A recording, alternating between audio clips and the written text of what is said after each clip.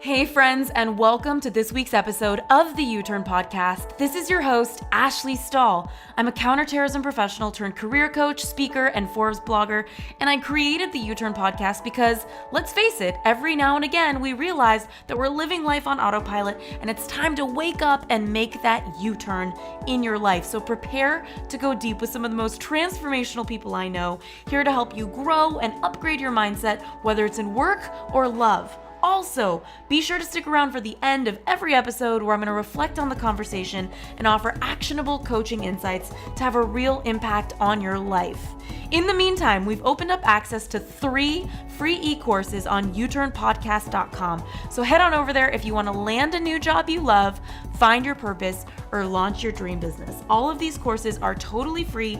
All you got to do is head on over to uturnpodcast.com. That's YOUTURN podcast.com. Now let's get started with this week's guest. Why is it that we must control somebody else's experience? Sometimes it's not about them finding the right person or the wrong person. It's about them having the experience that they need to have for their own evolution. Yes. It's not right, it's not wrong. It's the choice that they make.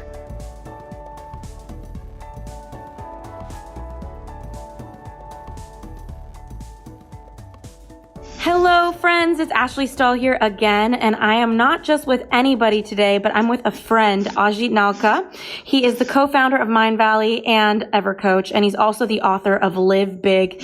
And we were talking before we started recording, just so you know, he grew up in a house of 23 people, and now he runs multiple companies. So obviously something had to happen in his mindset and his consciousness for him to be where he is today. And we're going to talk about how you can change your habits. And a lot of that has to do with how your brain is wired. So get ready for your notepad and to take some notes. And Ajit, welcome to the show.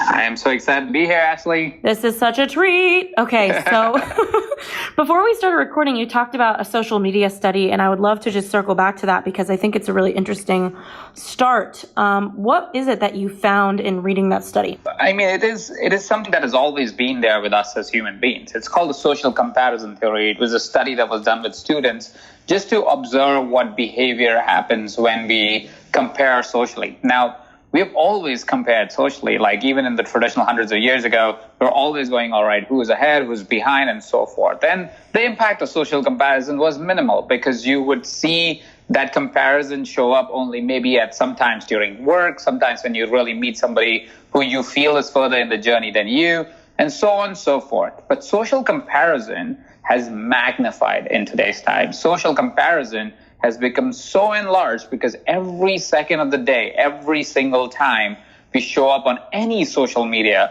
we are constantly being compared. We are constantly being compared with somebody else's photos, somebody else's posts, somebody else's journey, which almost always makes us feel like as if we are behind. We almost always feel like that we are not where we need to be. We are not doing the right thing. We're not progressing in the right direction. And that constantly becomes a challenge for us to be able to appreciate where we are. So you see, what happens is we look at somebody's post and it may seem like the most benign thing. Oh, I'm on Facebook. Oh, I'm on Instagram. What's the big deal? But what happens is when you're looking at it subconsciously, you are starting to beat yourself up because you start to compare that post or that story that your friend posted where it's looking all nice and wonderful of that holiday, but their 30-second story defines your next 30 minutes or maybe 30 hours because what's happening is you're going, hey, that person is having such a great life and I am not. Every other person that you know is posting about their great life, their powerful self, their confident self. What's going to happen? You're constantly feeling, oh, I'm behind everybody. And what happens with that is we start to lose appreciation for where we have come. We start to lose appreciation for ourselves. So social comparison, and what the theory also states, is that by this network of social media and by not understanding what's really happening in our subconscious mind, what's happening is we are actually losing the appreciation, the gratitude that we should have for our own lives because we all have made so much progress, but we tend to lose all of that because of constantly comparing ourselves to somebody else, which is not even fully true. That's their 30 seconds of their life, not their entire day. That's not their entire story. That's not entire holiday. It is a small segment of the holiday, and we feel like we have fallen so behind. Yes, and it's also, this kind of reminds me a lot of the times when I was starting my business, I had a lot of really big opportunities that I was really grateful for. But my mom, sometimes I get in that vortex of like, everything's hard. Before I had a full practice, it's so hard to get clients. It's so hard for this. And I remember my mom saying, Ashley, you're on KTLA News this morning. You just started a business. You're 24. You just made 6 figures. You have really good friends. You have a cool apartment. What's going on? Absolutely. That, as much as it was created with the greatest intentions, I really think social media is powerful and wonderful. It has helped us create movements, and it does a lot of good in the world, but it also is doing a lot of bad emotionally inside for us at this point. Yes. And as far as, just the process of noticing that, I think a lot of the times we don't realize how much social media is affecting us. How do you suggest somebody right now even realize if it's affecting them? Like, how do they take notice of that? Well, look at your life right now. Look at your life. That would be a simple thing to do right away. So let's take out a pen and paper and write down 10 or 20 things that you haven't appreciated in a while, because you've constantly compared yourself to something else. Things that you might think, oh, you know what? This is, of course, normal. Like you being able to go for a long run, if that's your thing, or you being able to make your friends laugh, or any of those things, getting good grades, whatever that is for you, that you seem like it's normal for your life, but you haven't appreciated it. And you haven't appreciated that in your life because you've constantly been bombarded by messages from the outside in, instead of you going inside and saying, hey, I'm grateful for that. That's actually good. And you'll be able to realize there are so many things that you are actually so good at, you're so great at, but you haven't found the space and time for yourself to be able to really appreciate it. And you will realize that you've been constantly impacted by this comparison that is happening subconsciously for you. I know that a lot of people here, one of their habits is probably checking social media quite often. And so I'm curious to dive into your recommendations on how to rewire your brain. And I would love any research about our biology that you think would be helpful for people to know, because that's something that I think is lacking here on the podcast, is really understanding the statistics and numbers. One of the studies is this, and you can really Google it. It's literally called social comparison theory. And it's a white paper. It's a little bit boring, but if you're willing to read it, if you go ahead and check out that research, you will find that this is a very prevalent theory that has happened in the past several years, that it has magnified its impact. And you would see that, like, if you watch very closely. And again, I do want to make sure that we understand social media has its goods, right? It does do a lot of very, very good things. But at the same point in time, we have to look at our lives and start to realize that there is a lot more that is inside of us that's happening, instead of just what's outside that's reflecting back on us.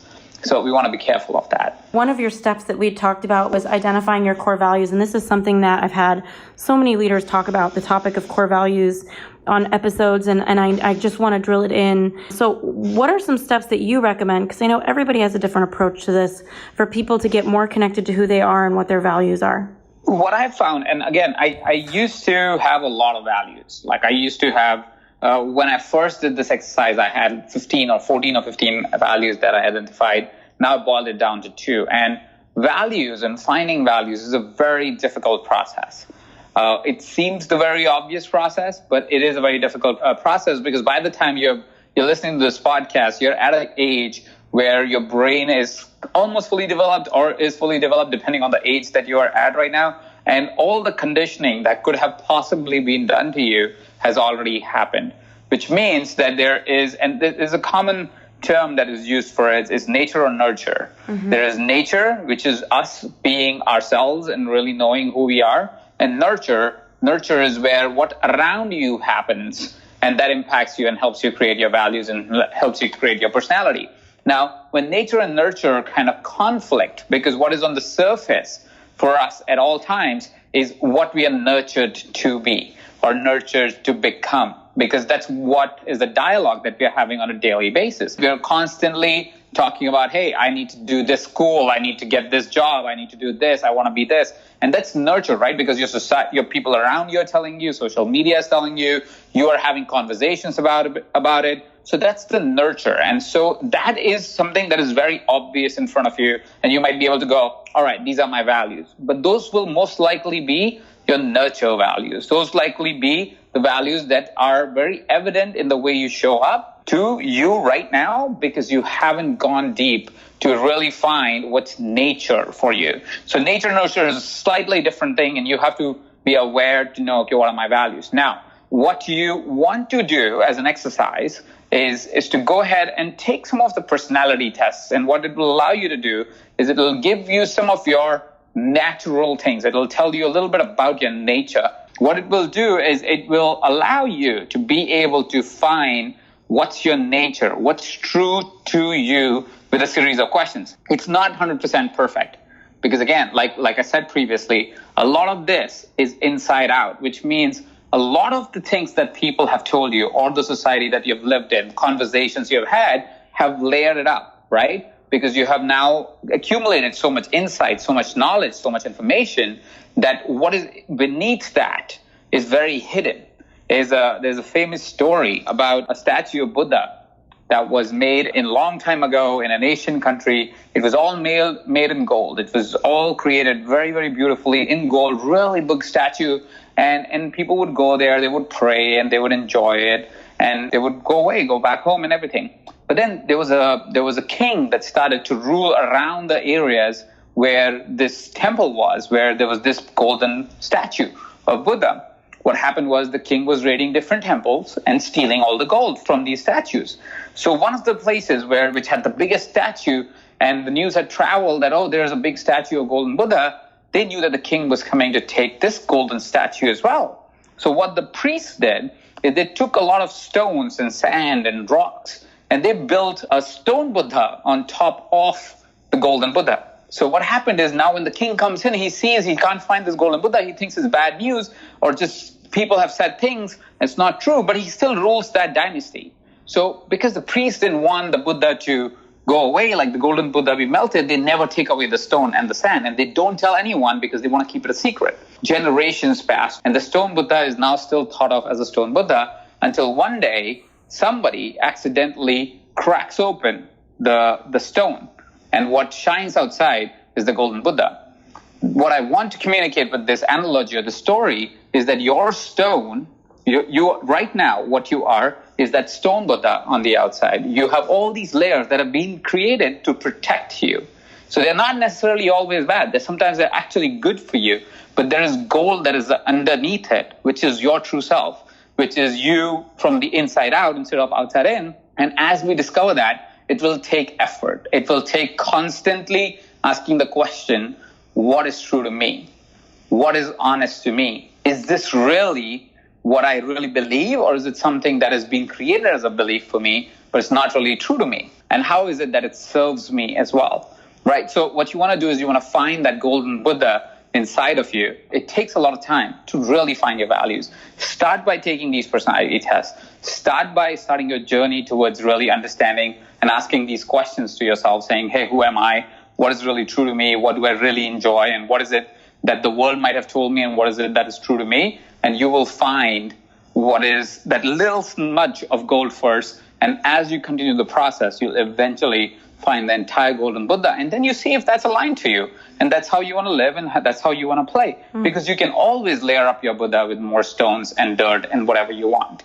But it is a great place to live if you know your values and you know your golden Buddha, because then life feels effortless. In my case, like, let's say, for anybody listening, I don't take this test and I'm just talking to you now. What questions would you be able to ask me right now for me to get clear on maybe those two values that really guide who I am? There would not be a few set of questions. It probably will take me a day, or it took me 4 days actually to find my values. And that's why it's not something I recommend doing today. I am not going to say, hey, today you need to find all your values today, because without that you can't make progress. That's not true. And that's not what I'm trying to communicate here. What I'm trying to communicate is you start the process, but know that how life is how life is today for you, for me, for anyone, there is no hurry to get to these values. It's a journey to get to these values. And then it's a journey once you find these values to live these values. So it's not that you'll find the values and you'll be golden right then. You'll start to live these values. And that for that to happen, you'll need to embody behavioral change. So for me to identify my values, it took me about 4 days of exercises. And those exercises involved asking questions. It creates a ripple effect in your life, because what you're going to end up doing is you'll ask the hard questions to yourself, like, why do I do these particular things? And whatever that is true for you, and that would take some coaching exercise, and we can play that game right now, but we won't be able to finish it right now on the call, Ashley, for sure, because it is, like I said, a process. If you're self-coaching, you can try this. Let's say there is a behavior you don't like about yourself, right? There's something that you're like, I don't really enjoy this. Go ahead and ask yourself the question, why is it that you act like that then? And keep digging into why is it that you act like that. Usually, if there's a behavior you don't like about yourself, and that's usually the behavior you don't like in other people as well, what will happen is you will find that that is 5 or 7 layers deep, an event that you made a story around. So there's an event that happened in your life, you attached emotions to it, and because you attach emotion to it, now that story became so real that you forgot anything that was positive about that story. You have a negative attachment to that story. And now as that negative attachment stays, after many other layers and proofs in your head, which you thought was proofs, it has become a true thing for you, and you operate like that. And it has become your negative value that doesn't contribute to you. And then you go ahead and you go, okay, that's where the value is coming from. And that's where you can start to work on eliminating that, of knowing that if that's a true value to you, or if not a true value to you, or is something that comes out of consequence. Trying to put it in practical terms, like, taking myself as the guinea pig that I try to make myself on the podcast. So you would recommend me looking at the history of my life. Let's see, what is a behavior in your life that you don't like? Is that okay to put you on the spot? 100%. Yeah. Always put me on the spot. I love it. I would say there have been some friendships I've had, not many, but a handful, that the person was really close to me and they made some sort of choice or some sort of pivot in their life where I didn't feel like I could have them in my life anymore. I would say that behavior doesn't work for me. I would rather have people, for lack of a better term, on the shelf. Like, instead of completely axing them from my life, is there a way for me to give them their place? So let's not try to go what's the ideal outcome that you will like, because first let's look at why do you even have that behavior? Yeah. Right? That's the first thing to really ask, because maybe that behavior comes from somewhere, something that happened. And if that's the case, maybe there's a better programming for it, because you'll find what truly friendship means for you. What I'm trying to distinguish here, because this dialogue will happen for anybody who's doing this, is that if you will try to find how you want to behave versus how you're behaving, you will eliminate the possibility of a greater possibility that might lie as we go deeper down this rabbit hole to really find what is causing this behavior. For Ashley, for example. So Ashley, your behavior was that you tend to ask friends if they don't align or they do certain things that throws you off, and you're like, all right, they're throwing me off, screw this, I'm going to move on, right? Yeah. So tell me, what are those behaviors? The way it looks on my side, or one of the things that friends have done? Your side. Everything is about you right now. Well, I get I feel a sense of heartbreak, a friend who I would say started dating a guy who was narcissistic and unhealthy for her, is what my judgment was, at least my experience of it. And she changed who she was. She stopped giving good relationship advice when I talked to her about love, because she was becoming blind to be in the relationship. And I felt like who she was changed. And so I felt heartbreak and loss. Like, she's gone. So you felt heartbreak because a friend started dating someone that seemed like is a particular type of person that you don't like or don't appreciate. Yeah. Has it ever happened that there was a time in life where there was somebody who was not in alignment with you and your values, but you really loved them, and because of that, you lost friends? So somebody that I kind of stood by even though other people didn't?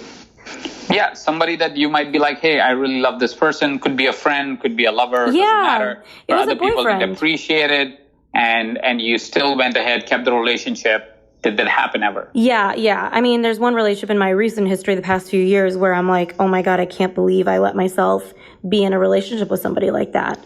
Did this behavior, the current behavior that you have, which is to ask friends that don't feel like they're living in alignment or with somebody who's not in alignment, this behavior is a new behavior, or it has always been a pattern in life? No, it's been a pattern. This comes way earlier than this relationship. Okay, cool. So let's go one step further. So this relationship that happened a few years ago maybe reestablished the thought of saying, hey, I must protect my friends like I protect myself, because later on they will regret it. This is a placeholder I'm leaving. I don't know if that's the story, right? So let's go one step deeper. But do you see what I'm trying to do? Yes. What I'm trying to do is I'm trying to find little dots that might have happened throughout the course of life.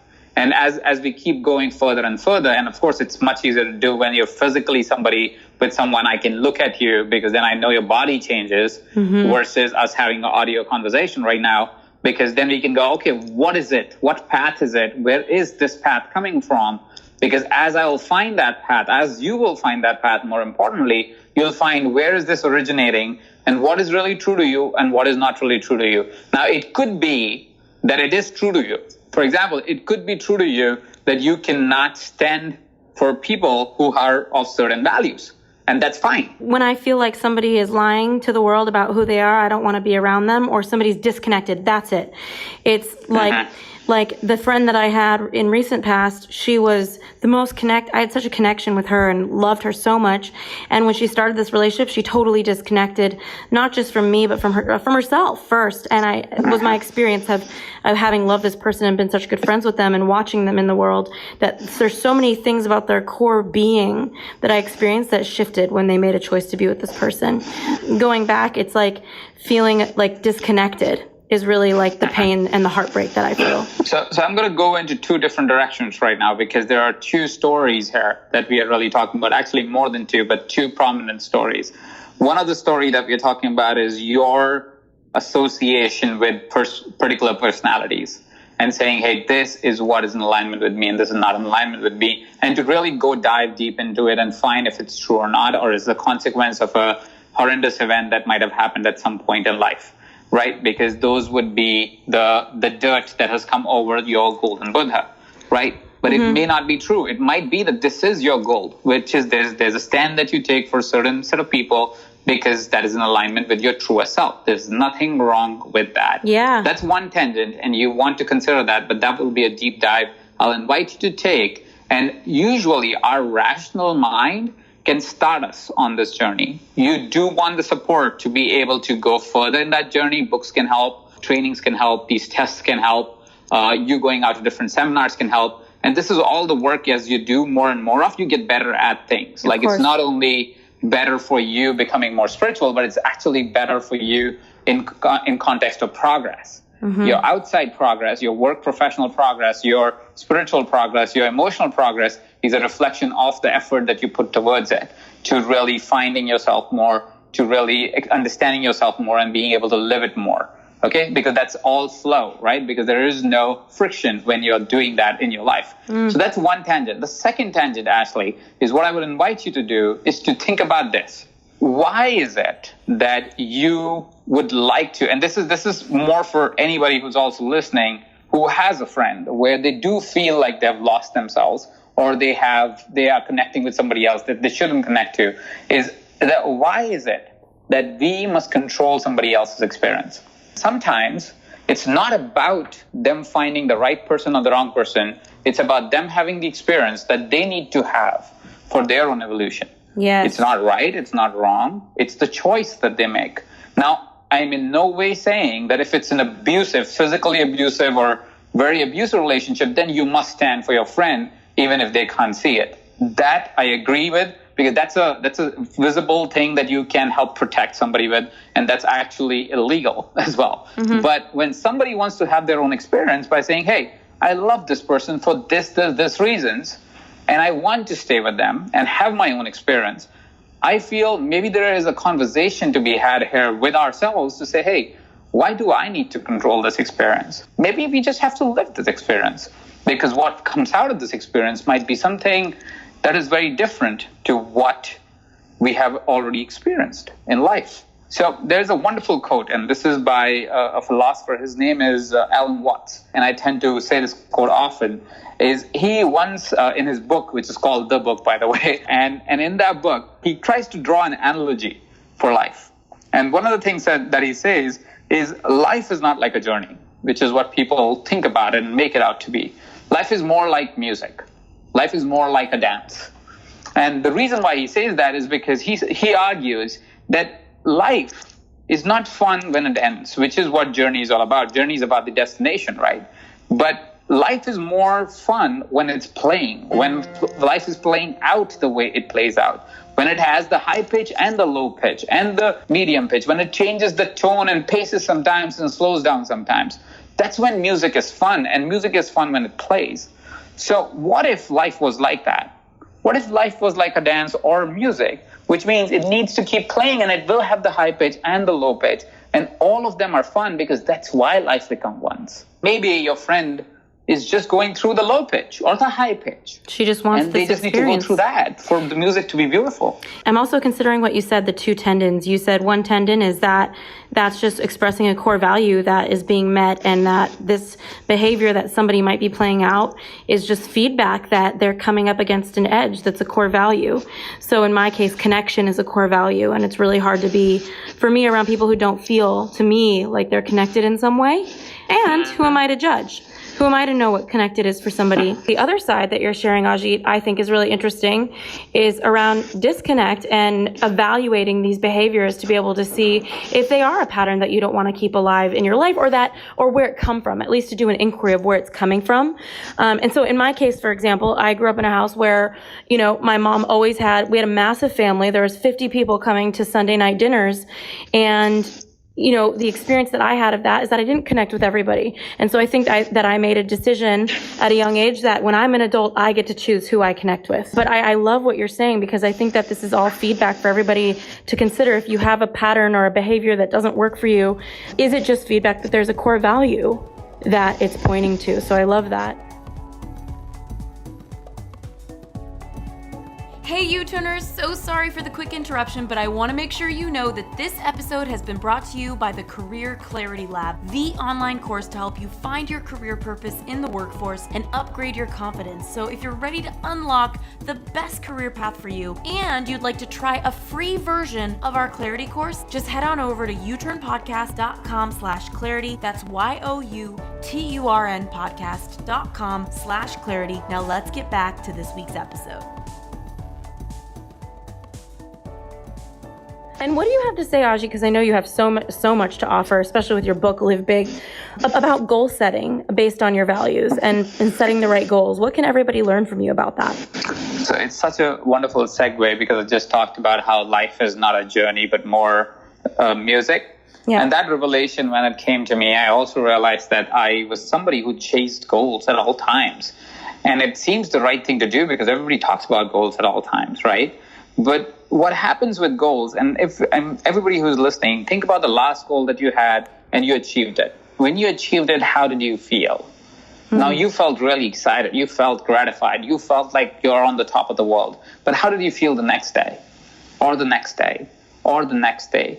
You see, the challenge with goals, the problem with goal setting is mostly, first of all, it's materialistic, which means it only satisfies one side of our being, which is validation. Because all achievement, not all, but most achievement is designed by what the world tells us is a good achievement to have. You get an A grade because the world says you're A grade, or so forth, right? So there is the dialogue of not really fulfilling inside out, but fulfilling outside in with goal setting generally.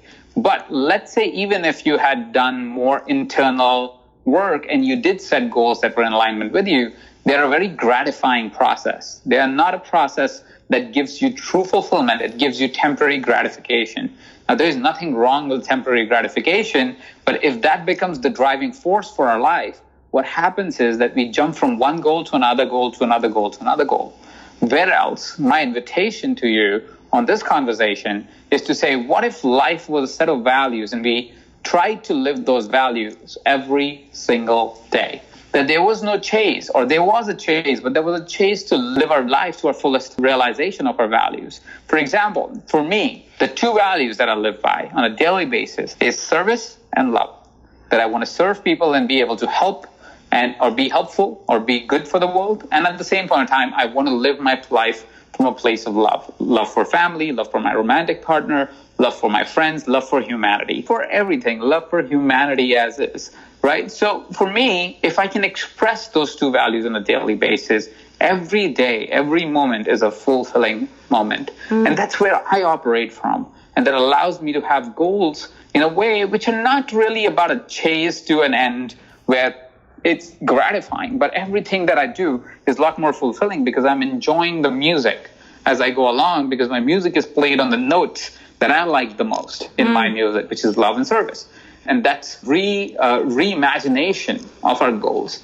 Is what if our goals was every day living our values? And whatever those values are, every day we live those values. Now, to add on to the challenge of life, to make it more of a spark and make it more fun, we do want to have some goals. But we want to not only quantify those goals as material goals, which is what we tend to do. We tend to go, I want this car, I want this house, I want this, I want that. Right? But what if life was more than that? Because it is. We already know that, right? Life is not only about saying, hey, here are the material gains, but it's also about what do you learn? How did you grow? Where would you like to be as a person? What would you like to be as a person in 10 years from now, 20 years from now, 5 years from now? Where is it that we invite that conversation? So I would invite you on this conversation is to reimagine goal setting a little bit more. What if we, lived from a place of values, and every day we found fulfillment living our values? And secondly, we did create goals for challenge and excitement and for the chase and for the fun of the chase. But that is not only created for materialistic gains. They will happen and they can be there inside the Rolodex of multiple things, but also add in a little bit about what experiences we would like to have, what type of learnings you would like to do, what type of contribution you would like to do for the world. And as you add all these other layers to your goals, instead of just having materialistic goals, you will see that life becomes a lot more fulfilling, life becomes a lot more joyous, life becomes more happy, and there is no end point where you become happy. You're just happy in the now. The way you talk about music, everybody has a different rhythm. Everybody has a different music. In my case, it's Drake and Ja Rule and Little John. In your case, it might be something else. I think Drake's everybody's beat, so. Yeah, but yeah, exactly. But, I was thinking a lot about what you said when you said that a lot of the times we hit a goal and it feels great. And then the next day, it doesn't feel so great. And it makes me kind of think about all of what it can look like when you reach everything and there's a disconnect. And so what is happening on a scientific level for people who hit a goal and then after that, there's this massive dip? Goal setting and everything is actually less to do with the body. It's more to do with the mind and our emotional body. If I may, so we have many bodies. We think that physical body is the only body that we have, but we actually have a spiritual body, mental body, brain body, physical body, and of course, emotional body. So there are multiple bodies. And when you're training someone, when you're coaching someone, when you're working with someone, if you'll start to observe that there are these different bodies, you will see your communication will go up as well. So this is kind of a little side note for us to kind of remember, to be able to refer back to say, hey, okay, there are multiple bodies. It's not only about physical body, and changes in all the bodies are equally important because it's like a spiral effect. Or one thing leads to other type of effect, right? So we want to be mindful of all of that. So what happens with goal setting, particularly, is when we set out goals or when we set out a chase, it's an emotional bond that we attach to that goal.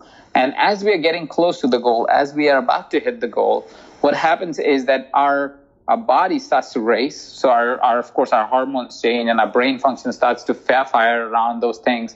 And we kind of get that hit as the goal is hit. And this is mostly observed when you are more of an athlete, because you are running for a goal and you can actually see the bodily changes that effectively. It's not so easy to observe in a human being, which is, say, trying to make $1 million over the course of 10 years, right, or 5 years. That's a goal still, but at the same point of time, it's not something that you'll be able to see bodily changes on a daily basis. Whereas if you're a 100-meter sprint, you can see the body changes, right? So our body goes into a full recycle of all hormones firing, our dopamine starts to kick, and all these different brain chemicals start to take over, and that gives us that high. And if you've ever ran a 100-meter, you will know that high, or swam through for a challenge or whatever that is. You know that experience, that high, and you want to be in that high. But at the same point of time, as our body is experiencing all of those are temporary states. They're not permanent states. They are all a chemical function of getting us that temporary high. If you want to stay in a permanent high, what you're looking for is something that we call the state of flow. State of flow is a function of your abilities or your capabilities in what you can do and the challenges that you have in life. And we talk about this a little bit more in the book Live Big. Is basically what happens is we have certain capabilities or skill sets as human beings. And if our capabilities are more than what our challenges or current challenges in life, we experience boredom. If our capabilities are significantly less than what the current challenge in life is, we feel overwhelmed, right? So if you're feeling bored about what's happening in life, is because whatever you're doing right now is too small a task for you, is why you're getting bored. If you're feeling overwhelmed, it's because the task that you're doing is too much for you. And so you need to find that balance. The balance is that the challenge that you are trying to go for should be marginally more, where you have to acquire new skills to be able to meet that challenge. What will happen is because now you have to gain capabilities and meet the challenge at the same time, your body will get into a state of flow, your mind will get into the state of flow, because now there is something that you know you're just about to get, but you're not there yet, right? So that feeling is what you really want to go for. That's the biology that you really want to go for. Okay, and this is like the perfect part where you had talked about the subconscious and the conscious mind. I would love for you to then share how they operate so that everybody who's listening can kind of learn how to infuse this into their goal setting and their core values. So we must understand that our brains are divided into subconscious and conscious, like you already spoke about. Only 2 to 5% of our brain or mind is in the conscious state, which means it's in our awareness. What we are seeing, what we are looking at, what we are thinking, what we are eating, what we are smelling, all of that is being operated by our conscious mind. But that conscious mind is only about 2 to 5%, depends on different person. The rest is all subconscious. So everything. So let's say, for example, I'm talking to you, I'm focused consciously on talking to you, but I'm still breathing. I'm still walking and pacing around the room while talking to you. That's subconscious that's happening. Breathing is subconscious that's happening. Me looking around is subconscious that's happening. So what happens is our subconscious it's almost like, think about if one was the old PC and the other one was a supercomputer. The conscious mind is like a PC, but PC from, say, year 2001. You've got mail. Right? So it's not even the latest one. It's like one of the old PCs. And then there's the supercomputer, the latest supercomputer, and that's the one that is our subconscious. So our subconscious processes and works on a lot more information at any given time than what our conscious does. So what you want to do is you want to constantly feed your subconscious. You want to constantly feed your subconscious. How do you feed your subconscious? Your subconscious is getting fed anyways. You watch a TV series, your subconscious is getting fed. If you read material that is useful, that's how you consciously feed your subconscious with insight and information that will actually create lasting change for you. It'll create better habits for you. But what you want to do is you want to find a way to constantly listening to this podcast. Shameless plug. Yes. This is why you got to keep listening to the U-Turn podcast. This is where you are feeding your subconscious with information that is useful to you. So you should subscribe, and you should get your friends to subscribe. So all of you feed yourself with conscious, available, readily and useful information, because as you feed your subconscious more and more, your subconscious becomes more and more powerful. And all of a sudden, and I'll give you a little trick that you want to do in your life so you can access more of your subconscious, because as your subconscious is more aware and has more information, has more insight and useful information, not some boring, not interesting, but useless Netflix series, but something that's useful, once it's there, what happens is now we have so much data. All we have to figure out is how do we give time to all that data to process, to come into meaningful insight and come out with your values and come up with your ability to be able to be an outperforming individual in life or be more spiritual, whatever that is that you want to do in life. You have more capability to do that if your subconscious has that brain data that it needs to get for it to process. Now, here is how subconscious really processes. It's called the default mode theory. Default mode theory is studied by brain neuroscientists and brain scientists, and what they did is they actually put different people through different exercises, and they found that default mode is the mode that our subconscious and our brain gets into when we are not doing anything, or when we are doing something that is the most mundane thing that can happen. So things like making your bed, folding clothes, doing laundry. These are all meaningless tasks that seem like they have no real value in our lives. But when you're doing meaningless tasks like this, or nothing at all, not even reading a book, what happens is your brain goes into something that they call the default mode. In the default mode is when the subconscious has this brain power to actually connect the dots. So all the data that you just fed into your brain through different things that you're doing in life, when you sit down and not do anything, your subconscious says, oh, I don't have a lot of new information to process. How about I connect the dots with the old information? And it goes into that mode of connecting the dots. Have you ever been in the shower and had the epiphany or the brilliant idea that will change your life? Well, that happens because your brain is in default mode. If that has happened, if it hasn't happened, take a longer shower. That's a good one too, right? Take a longer shower, it's okay. But it sounds like default mode is not ideal. No, default mode is ideal, but not all the time. Because your default mode is the time when you will come up with the most creative, most intellectual, most brilliant ideas that will change your life. Because default mode is, and that's what most of the people think. People think default mode, you're sitting around not doing anything, that's bad. That's not bad. That's actually a good thing. You want default mode, not all the time, because again, it's not useful to be in default mode at all times, but be in default mode a little bit. Go ahead, take a walk, be useless. But default mode only works if you fed the data to your brain.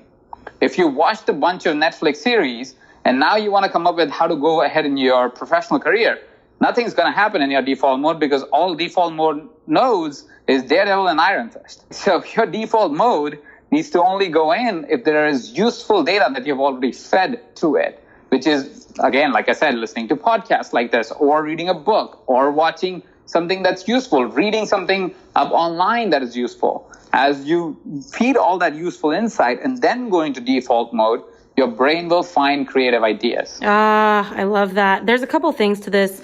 I recently just read a study by Stanford that was saying that 84% of your most creative ideas come when you're not at work. There's something to this, obviously.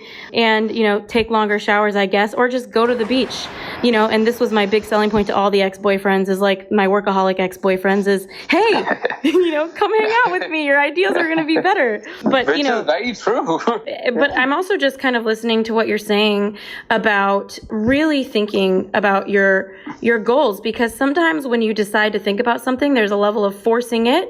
And so I'm also curious, how do we walk that line of being really creative and coming up with intentional goals that align with the values and the exercises you're sharing and create space for flow and for amazing ideas to come in? There are many ways, and everybody structures their life the way they want to create their life or should create their life. And I know it's not easy for a lot of people to be able to do that or live into that because they feel like life's really challenging and things around them are not so easy and so forth. And I totally understand and I respect that. But at the same point in time, if we don't bring it to our awareness, we won't be able to create it at any point. Like if we won't actually try, if we will give up too fast, it won't change as well. So my invitation, firstly, is that if this right now, everything sounds really overwhelming, what I'm saying is take a step back and take some quiet time and really evaluate where do you want to be in 5 or 10 years from now. Don't try to answer where you will be in 5 months, but 5 or 10 years from now. And the reason why I'm starting with that question, and then I'll integrate everything that we talked about, is because if you have a goal that is 5 or 6 months from now, it almost always is overwhelming. It's almost always is exciting, but really, really draining because it feels too big and our body goes into a crumble state because it doesn't know what to do. Right. So instead of thinking about your goals 5 months from now, extend that time period to 5 years. What is that ideal life that you want? And how great it would be, and how would you get to your ideal life 5 years from now or 10 years from now? Because it'll give your mind and your body the space to really be able to create that change for you. Right. So that's the first invitation for anybody who's feeling, oh, I can't have this in my life, or I can't do this in my life, is to extend your goals to 5 to 10 years. And hopefully it will become more easy for you to actually manifest that. Now, a little trick that I will tell you is if you put your goal 5 or 10 years from now, you write them down and you write a plan to get it, most likely you'll get it between 3 to 7 years. So you'll actually end up achieving your goal 2 to 3 years earlier than what you initially planned. And the reason why that happens is because once you have a plan in place, what you're thinking you'll be able to do in 5 years, most likely you'll be able to do that in 3. And so it'll allow you to actually get to your goal faster. So firstly, extend your goals. That's the first thing that I want you to do, because that's something that will be the easiest thing for most of our listeners right now to be able to do. Secondly, go ahead and start investing time and energy into learning. As you learn about yourself more and more, read. If you don't like reading, go to seminars. If you don't like seminars, watch videos. They're online programs. Do something. Listen to podcasts like this, because every time you do that, you're taking one step towards finding what is true to you, what is true to your values. Get a coach if you can afford one, right? These are all things that will allow you to be able to find your values and really start to be in alignment with what is more true to you. The first thing is extend your goals, because that will give you the comfort of not feeling the urgency and give you a little bit more peace to be able to move towards these ideas that we're talking about. Secondly is work towards your values. Again, it will not be an easy process. It won't happen in a day. It might take a month. It might take a year. It doesn't matter. But the point really is to find that goal, is to go ahead and work towards it, right? So find those values and to work towards it. Go ahead, find your values and write them down, and then start to live those values on a daily basis and be able to say, okay, what can I do to be in alignment with my values today, right? And every day as you operate, and this is behavioral change, doesn't happen on one day, right? It happens over time. And so what you want to do is, firstly, you want to be intentional about your values. Now you know your values, you want to write them down somewhere or make it visible to you in some way. Like, for example, my values are always on my wrist because I want to remember them at all points, because that's how you go back into the state of saying, all right, this is an anchored word for me that I can come back to and be in a place of love and service, right? So that's what you want to do. You want to write your values, and then you want to make it visible to you so you can live them every day. And then you want to act upon those values by also getting help from your friends, family, or the community members by saying, hey, would you help me live through my values? Would you support me in this journey? And if I'm not operating on my values, would you remind me of that? Not everybody's going to do that, but some people might support you in that journey. And that will be amazing help for you to create that behavioral change. As you are going through as you find your values, as you're already aligned with your goals, which are 5 or 10 years from now, revisit your goals as you've found your values more, to say, hey, how can I create an expansive goal list versus a materialistic goal list? Because that will allow you to be able to have a greater experience of life. So my invitation really is to be able to have you have some greater experience of life. And also, just to point out for those of you who are listening, and I know you know this, Ajit, of all people, but the reticular activating system in your brain, it's interesting. I was just in a talk show interview this morning, and the woman said to me before I got on stage, she said, have you seen all the Teslas that are on the road? And I remember saying to her, no, I really haven't. And then as I was driving home from Paramount Studios, I saw like 500 Teslas. And I think that for everybody listening, what Ajit is sharing is so powerful, because when you put your awareness on these goals, you activate the reticular activating system of your brain. And that's the part of your brain that shops for opportunities to see what you visualized or to see what you're trying to call in. And so in my case, it was a Tesla, I guess, this morning. And so I saw many of them, but really it's just this part of my brain that now has been woken up to notice certain things. So this makes a lot of sense to me. Okay, so what other behavioral changes need to happen to live more in alignment with your values? So once you've got this, then it's more about saying, how am I feeding my brain? Because a lot of times people make a plan for getting their goals, but don't make a learning plan as a follow-up. Make a learning plan. Who do you need to become to be able to get to your goals, to be able to live in the values that you define for yourself? And that will allow you to be able to say what all you need to learn. And that will also help us to subconsciously feed our brain in a way that we can then take some default mode time and be able to come up with creative ideas that will help us create more progress in our life. And that are some of the things that as you change these, you'll start to see that you'll start to show up differently. It's like the reticular activating system that you just said as well. It's the same way. Once your mind knows something, it can't unknow it. So everybody who's listened to this episode, now you can't unknow what I just shared. Now, what invitation for you is to be able to take action on this. Your mind has already been stretched.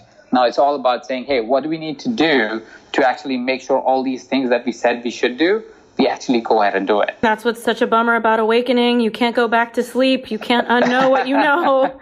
Such a bummer. Yeah. Okay, perfect. And just wrapping up, any final words you have of behavioral changes or things you would want everybody to remember, other than that, the fact that they, as they're growing, to pick up your book, Live Big, which I'm so excited to read, and, just anything that you would want to share. I'd like to end with one common dialogue that I really hope that people would also get from the book, and generally also in life, because I feel like sometimes that's the one thing that we forget. And that thing is that you always have a choice. It may feel hard, it may feel troublesome, it may feel like it's not really you that has the choice right now, or the society doesn't give you the choice, or your skin color doesn't, or your religion doesn't, but you always have a choice. There's a choice that we make on a daily, hourly, minute-by-minute basis. And the way you define your choices, the way you show up with your choices or for your choices, the easier it is to make that choice. So I invite you all to make the choice for your life. No choice is right or wrong. It's a choice that you make. And the important thing is to make the choice, not to live in that default mode of being told by the world what you should be, but to start to be the creator, not the person who reacts, who says, okay, this is what is coming at me, this is what is coming at me. But instead of that, saying, hey, what is it that I want to create? What is it that is life going to be for me? And how is it going to show up? And what's the choice that I'm making? So that's my invitation as my closing remark to everyone. You have a choice, go live it. Ajit, thank you so much. Where can everybody find you? Just go to livebigthebook.com, or you can follow me on Instagram, Facebook, everywhere. Not on Snapchat and Twitter, but the other two platforms I'm fully available. But other than that, go ahead and get the livebigthebook.com. That will allow you to get a book, and it'll also invite you to a community where we can have a deeper conversation. Something tells me all that you shared about social comparison theory isn't going to apply as much to following you. Friendly social media following for your subconscious mind. Thank you so much for being here with me, and I will see you soon, Ajit. Absolutely. See you soon.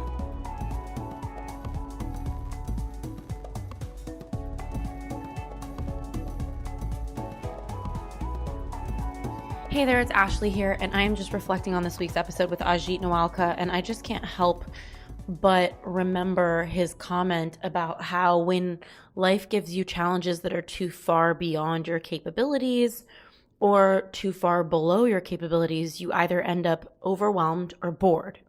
And what this reflected back to me was the importance of having challenges as a tool to growth. But one of the things that I found, and what this brought up for me, was thinking about a lot of friends who are spiritually bypassing challenging situations because they don't want to leave or take responsibility or be empowered about them. So here's what I mean. I'm sure you're probably wondering, what does spiritual bypass mean? Spiritual bypassing is when you see someone who's in a really shitty situation, whether it's a relationship that's abusive or a job that really sucks, or mostly like abusive relationships or situations. And you see them or hear them saying, I'm meant to go through this. I'm supposed to go through this. Our souls are supposed to be together. I would step away, but I know that we're meant to do this. So whenever somebody says they're meant to do something, it's a way to keep them in the drama of the challenges. And I know that sometimes we do feel a knowing in our bodies that we're meant to do things. We do feel an intuition or a connection to something and a commitment to it, or some sort of undying devotion. But far too often I'm seeing people in what looks like challenging, overwhelming, painful, abusive situations, looking at this toxic dynamic and saying, I'm meant to work through this with this person. I'm meant to have this challenge so that I can grow. So what I wanted to raise your awareness on was habits, because we talked about that with Ajit. What habits are sabotaging right now? Like, what habits do you have? I know you might have a lot of good habits. You wake up at a certain hour, you get to work. But what habits are you noticing you do that aren't good for your health, or aren't good for your mindset, or aren't good for your relationships? And the second thing I want to ask you and leave you with is, where are you potentially, or where have you been in a challenging, potentially toxic dynamic, and you've spiritually bypassed it by saying you're supposed to be in it, we're meant to do this? And what did you learn from that looking back, or right now? What can you learn from it, or where are you willing to take responsibility for it? All right. quick thoughts for you after this episode. I can't wait to hear, you can hit me up on the gram at Ashley Stahl, and I can't wait to connect on next week's episode.